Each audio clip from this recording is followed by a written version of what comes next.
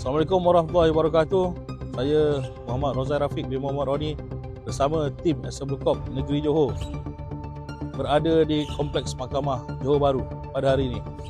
Sebutan kes yang pertama berkaitan dengan kes kesalahan membuang sampah kecil di tempat yang tidak dibenarkan.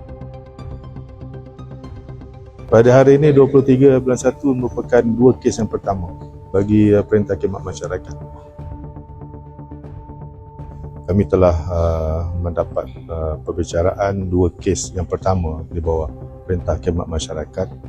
Bagi kes pertama, warga negara Bangladesh tertuduh meminta supaya jurubahasa disediakan dan akan dibicarakan semula pada 28 bulan 1. Bagi kes yang kedua, warga negara Indonesia, beliau telah pun mengaku bersalah dan mahkamah telah pun menjatuhkan hukuman denda RM500 dengan Perintah Khidmat Masyarakat selama 6 jam. Dan bagi kes-kes yang berikutnya, pada 9, 10 dan juga 11 hari bulan, kita ada 5 kes lagi yang melibatkan warga tempatan di Mahkamah Seksyen Jalan Duta. Sebelum itu pada 26 hari bulan 1 kita ada satu lagi kes di Kedah sebenarnya. Dan kami percaya kes-kes ini akan dibicarakan secara adil.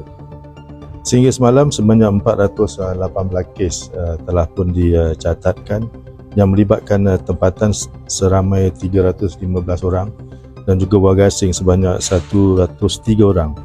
Dan kami telah mendapat izin dakwa sebanyak 99 kes.